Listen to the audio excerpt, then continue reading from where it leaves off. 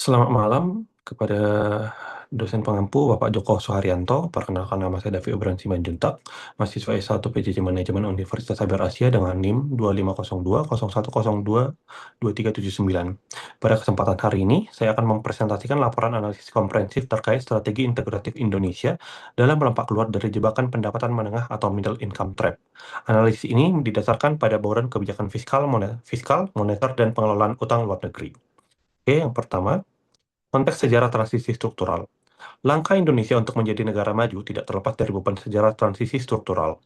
Jika kita melihat ke era pra-kemerdekaan, perekonomian pasar domestik kita sempat mengalami tekanan sistemik akibat monopoli perdagangan VOC lewat hak oktroy, sistem eksploitatif kultural stelsel tahun 1830 oleh Belanda, hingga pengetatan autarki militer Jepang yang memicu kehancuran sosial melalui kerja paksa Romusa.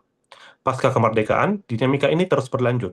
Kita mencatat sejarah kelam hiperinflasi 650% pada Orde Lama yang memaksa dilakukannya langkah drastis seperti sunering dan devaluasi.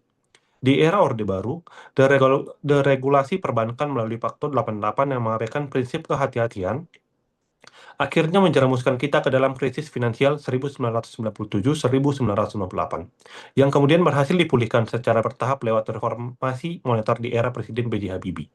Rekam jejak sejarah ini membuktikan bahwa bauran kebijakan makro yang tidak hati-hati akan berakibat fatal pada stabilitas negara.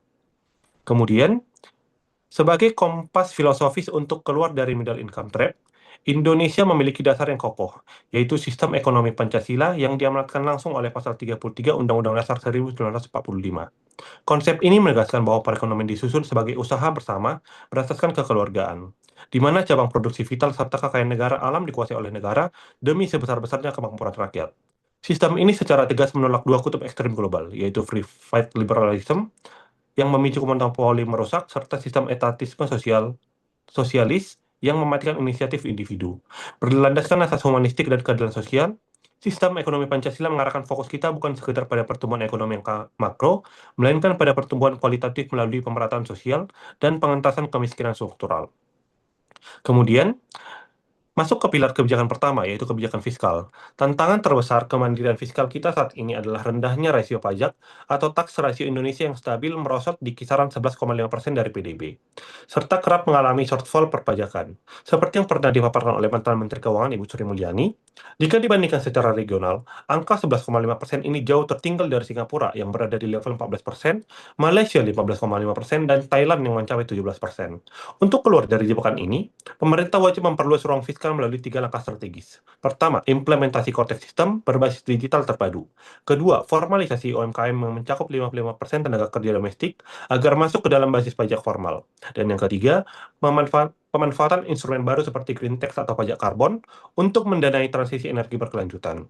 Kemudian, masih pada sektor fiskal. Merujuk pada pemikiran akademis Sadono Sukirno dan Zaini Ibrahim, pengeluaran pemerintah dan instrumen pajak harus difungsikan secara fleksibel sebagai kebijakan counter-cyclical. Di saat ekonomi mengalami boom atau akselerasi tinggi, anggaran harus diperketat untuk meredam inflasi. Sebaliknya, saat menghadapi ancaman resesi, kebijakan anggaran defisit harus diambil guna menyuntikkan stimulus ekonomi. Untuk melompat dari middle income trap, efisiensi alokasi belanja wajib diarahkan pada 3 pilar produktif. Pertama, mereformasi wajib 20% anggaran pendidikan ke arah vokasi STEM agar terwujud kebijakan link and match dengan kebutuhan industri teknologi tinggi. Kedua, mengalihkan subsidi konsumtif energi menuju subsidi hilirisasi komoditas mineral dan CPO guna mendongkrak nilai tambah rantai pasok global. Dan yang ketiga, mengatur anggaran riset dan pengembangan nasional menuju angka ideal minimal 1,5% dari PDB demi kemandirian inovasi dalam negeri. Kemudian masuk ke kebijakan moneter. Pilar kebijakan kedua adalah kebijakan moneter yang diarsiteki oleh Bank Indonesia. Tugas krusial dalam menjaga kestabilan daya beli masyarakat adalah mengendalikan laju inflasi inti agar tetap berada pada koridor rendah terarah, yaitu kisaran 2% atau plus minus 1%. Ketika terjadi gejolak pasar, BI harus cekatan menggunakan instrumen kontraksi likuiditas seperti operasi pasar terbuka melalui penawaran sertifikat BI, memainkan tingkat suku bunga diskonto, serta menetapkan batas giro wajib minimum perbankan. Dari sisi eksternal, sesuai Undang-Undang ke Bank Sentral 1999, meskipun kita menganut free floating exchange rate, BI wajib melakukan intervensi taktis guna menahan depresiasi ekstrim rupiah agar tidak memicu imported inflation. Langkah ini diperkuat melalui ekspansi local currency settlement untuk menekan dependensi terhadap kualitas dolar AS dalam transaksi internasional. Kemudian, kebijakan moneter tidak hanya berfokus pada pengendalian inflasi, tetapi juga harus memitigasi risiko destruktif dari deflasi sirkulasi. Deflasi sirkulasi yang lahir dari hancurnya konsumsi publik di tengah overproduction pasokan barang akan memicu lingkaran setan spiral deflasi, di mana harga jual produk jauh drastis, laba bersih korporasi amblas yang berujung pada pemangkasan gaji serta PHK massal karyawan. Hal ini akan meruntuhkan daya beli total dan membuat permintaan pasar semakin lesu. Guna memutus rantas kelumpuhan industri ini, diperlukan sinergi regulasi bersama OJK. OJK memegang peran penting dalam mengawal makro dan mikro prudensial, menjamin kelancaran penyaluran kredit produktif ke sektor real padat karya, menggunakan wewenang penyidikan secara tegas untuk menekan fraud, serta menjaga rasio kredit macet perbankan agar tetap berada di batas aman regulasi. Kemudian, pilar kebijakan ketiga yang sangat menentukan lompatan ekonomi kita adalah kebijakan utang luar negeri. Penelitian akademis dari Hernatasa di IPB pada tahun 2004 membuktikan bahwa Indonesia rentan terjebak dalam fenomena Fisher Paradox. Gejala ini merupakan situasi ironis di mana peningkatan alokasi cicilan pokok dan bunga utang luar negeri justru mendesak negara untuk terus menarik utang baru dalam jumlah yang lebih besar. Solusi strategis yang harus kita ambil adalah memutus rantai ketergantungan ini secara radikal. Fungsi utang luar negeri tidak boleh lagi digunakan untuk menambal defisit belanja rutin APBN, melainkan harus dialokasikan eksekutif sebagai akselerator kapasitas logistik dan infrastruktur produktif. Bank Indonesia mencatat posisi utang luar negeri kita pada kuartal pertama pada level 389,3 miliar US dollar.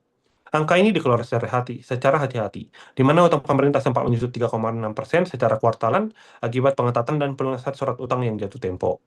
Kemudian, bagaimana menjamin akumulasi utang tersebut tidak menjadi bom waktu? Jawabannya terletak pada teori fiskal sustainability dan pemenuhan kondisi matematis golden rule stabilitas utang negara.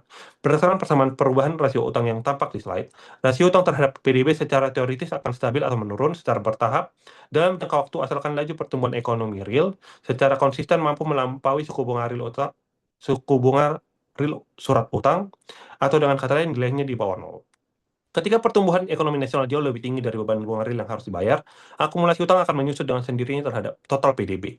Oleh karena itu, dana hasil utang wajib dialokasikan secara murni ke proyek infrastruktur logistik strategis yang memiliki multiplier effect, guna memotong biaya logistik nasional di bawah 14% dari PDB demi mengatur produktivitas real nasional. Kemudian, untuk mendukung stabilitas keuangan tersebut, kita memerlukan strategi pembiayaan kreatif dan tata kelola utang yang prudent. Pertama, disiplin fiskal kas negara harus dijaga ketat agar peringkat obligasi atau sovereign rating Indonesia tetap bertahan pada level aman investment grade, baik berdasarkan penilaian Pevindo maupun Kasdik. Peringkat yang prima menjamin tingkat bunga kupon SBN kita tetap murah di pasar modal eksternal. Kedua, kita harus mempertahankan kedaulatan rupiah dengan menjaga porsi SBN dalam denominasi rupiah di atas level 85%. Langkah ini krusial untuk mengeliminasi risiko original sin, yaitu bahaya pembengkakan nilai utang akibat gejolak depresiasi kurs rupiah terhadap mata uang asing. Ketiga, pemerintah harus menggeser beban APBN pusat dengan mengoptimalkan skema kerjasama pemerintah dan badan usaha, serta mendorong pemerintah daerah untuk menerbitkan obligasi atau sukuk daerah secara mandiri untuk membiayai infrastruktur lokal mereka. Kemudian, sebagai pelaku ekonomi di bidang manajemen, kita juga wajib memahami implikasi dan konsekuensi hukum dari penerbitan instrumen surat utang. Berbeda dengan instrumen ekuitas seperti saham, penerbitan surat berharga berupa obligasi memikul kewajiban formal kontraktual pengembalian pokok dan pembayaran bunga kupon secara periodik yang dilindungi oleh undang-undang. Apabila emiten penerbit obligasi melakukan uang prestasi atau gagal bayar kupon, para investor memiliki hak hukum penuh untuk melakukan gugatan perdata melalui pengadilan negeri. Lebih jauh lagi, jika kegagalan pembayaran ini berlanjut pada skala korporasi maupun daerah, kreditur atau pemegang obligasi berwenang mengajukan tuntutan permohonan pelit melalui pengadilan niaga. Aspek pelindungan hukum yang ketat bagi pemegang obligasi ini lagi tidak dimiliki oleh pemegang saham. Dan hal ini menjadi landasan mengapa menjaga komitmen pembiayaan utang sangat vital demi menjaga kredibilitas investasi negara. Kemudian untuk terakhir, integrasi harmonis antara kebijakan fiskal yang berdaya saing, stabilitas moneter yang menjaga daya beli, serta pengelolaan utang luar negeri yang produktif dan taat hukum merupakan prasyarat mutlak bagi Indonesia untuk melompat keluar dari middle income trap. Melalui implementasi strategi komprehensif ini, harapan kita mewujudkan kemandirian fiskal, struktur APBN yang sehat, serta peningkatan daya saing sumber daya manusia nasional menuju visi Indonesia maju dapat tercapai. Demikian presentasi ujian tengah semester untuk mata kuliah perekonomian Indonesia dari saya. Kepada Bapak Joko Suharyanto dan rekan-rekan sekalian, saya ucapkan terima kasih.